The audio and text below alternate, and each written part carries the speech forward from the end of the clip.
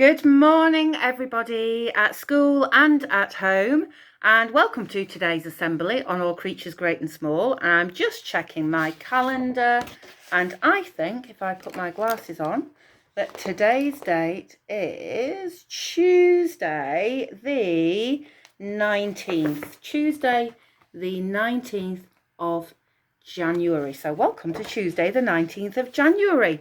And I know that you absolutely cannot wait to see what creature I have made today, what creature great or small I have made from my nature origami book. Well, I have to say, I don't think I've got any better at doing origami between yesterday and today, but I've had a go. But before I show you what I've made, I'll give you some clues.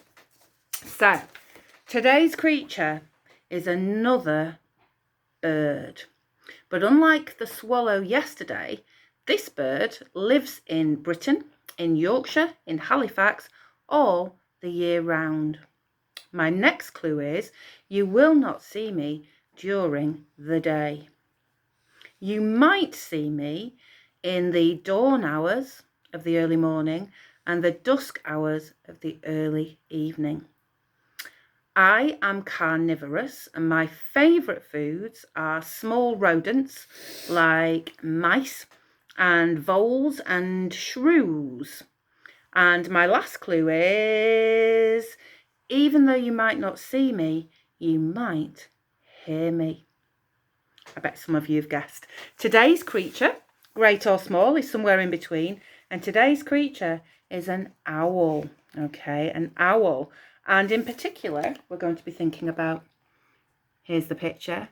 Do you know what kind of owl this is? This is a barn owl. Beautiful barn owl with their heart-shaped white face. And I've had a go at making that face, following the instructions. So I'm going to share that with you. And if you hadn't already guessed, you certainly would have been able to if you'd have seen my wonderful creation. So hang on a minute. Are you ready? This is my second attempt at origami. I've made an owl's face. There we go, with his ears and his beak there.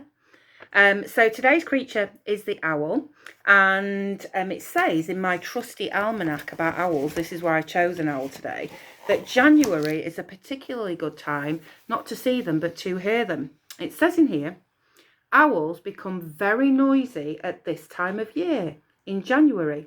You might catch sight of the large silent shape of a tawny owl or a barn owl flying past you on your way to school. Now, it doesn't happen to me very often, children, but just occasionally, and by occasionally I mean maybe once every 2 years, I do catch sight of an owl, usually gliding way above my head, or in fact quite close to my head as I'm getting into the car to come to school. And I think the owl that I see then might well be a barn owl, because it's totally white. And did you know that barn owls are sometimes called ghost owls because they are so white and silent as they fly, which of course is really important because it allows them to swoop down undetected to get their prey. They're small rodents. Okay, so I've said you might not be lucky enough to see one, but you might be able to hear one. And as they're particularly noisy in January, now's the best time. If you're standing out at your door, at your garden, usually at dawn and dusk, or if you're walking your dog with your parents, you might be able to hear them. And I want you to be able to know when you do hear an owl, whether it is a barn owl, like our picture with the heart-shaped face, or whether it's a tawny owl. And tawny owls are the ones, if you've read Owl Babies, one of our favourite storybooks, they're tawny owls. So they're all brown all over. And they also, there's quite a lot of those in Yorkshire and in Northowram, actually. Okay, I've got my trusty assistant here next to me, Elise. Morning, Elise. Morning. Morning. And she's going to play you, first of all, the sound of a barn owl. So listen carefully. Here it comes.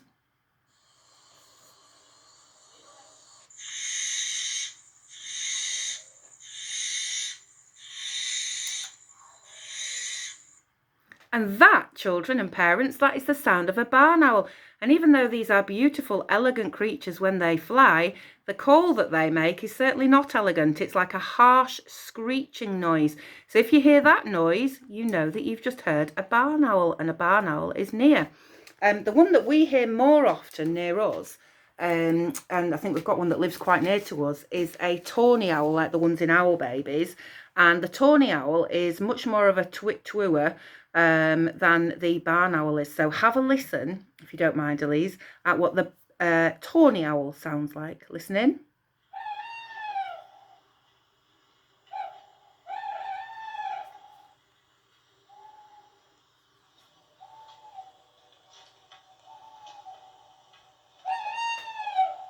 Wow.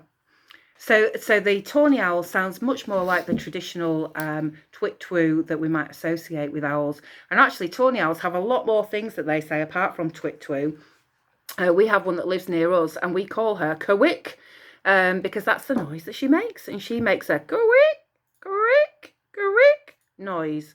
And that's when we know that she's near. So there you go, barn owls and tawny owls.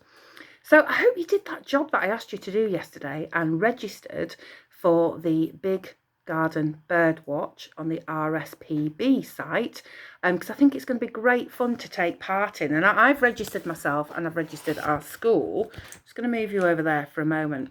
And I just wanted to let you know that when you get onto their website, where are my glasses? There's a brilliant quiz that you can take to find out which garden bird you are most like. So I'm just going to get that up on my computer screen.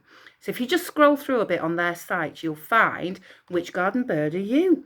And I'm going to take the quiz live with you this morning to find out which garden bird I am like. Okay, so what I'm going to do is I'm going to turn my camera around, because I'm hoping you'll do this later so that you can see the questions. Bear with me. Here we are. So here's question 1. Let's find out, will I be a sparrow or a blackbird? How will you watch Big Garden Bird Watch? I will be watching with my family, looking out into the garden. Question 1. What's your favourite way to eat? On a table with a knife and fork, or on cushions on the floor? Well, usually I like to be on a table, but I do like a picnic, so I'm going to go with on cushions on the floor. Here we go. How do your friends describe you?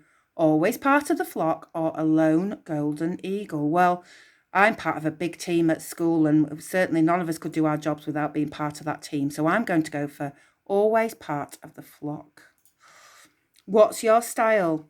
Uniquely maroon, fluffy coat with every outfit, statement blue accessories, or festive gold? Well, I'm going to go gold, because gold is one of my favourite colours. Festive gold. If you were on Strictly Come Dancing, which of the dancers below would win you the most points? The jive or the quick step? Oh, I'm going to go for the quick step. I always think that one looks really hard, but I'd have a good go at that. Which song do you sing in the shower? Wit-a-wit-wit or C-C-C? Oh, neither, but I'm going to go for C-C-C. There we are. These questions are crazy, but really good fun. If you were on the Great British Bake Off, which week would win you Star Baker? Biscuits, creme brulee, or cheesecake? I make some really good biscuits, so I'll go for that. Oh my goodness me. Let me scroll down, up even. There we go. I am a goldfish. And look, that's really funny, because that goldfish is doing exactly what I said our goldfinches do in our garden, which is, look, it's landed somewhere, and I think it's going to steal something for its nest there. So I'm a goldfinch. Let me read to you what then. Let's hope it's good. Can't wait to find out what you are. You could put it on Twitter. You could put, I am a blackbird, or whatever else, a blue tit, whatever you come out as. This is what it says about me. You're a goldfinch. You're brightly coloured, and you love to make an impact, hanging around in large sociable gangs.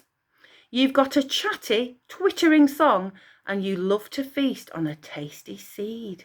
In summer, you're known to go to Spain. Well, I didn't know that. Maybe the goldfinches do fly all the way to Spain. Goodness me. Well, there we are. I'm a goldfinch. What are you? Take the test today, take the quiz on the RSPB website, and I'll see you tomorrow with a new creature. And I'm only going to give you one clue. One clue. Two. Tomorrow's creature is not a bird.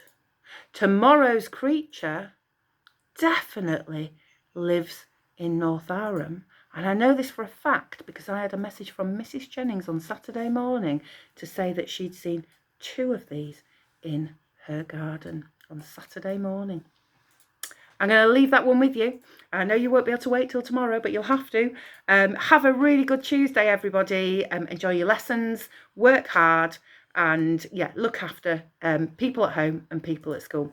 I'll see you tomorrow for Wednesday's Creature of the Day. Have a good day. Bye.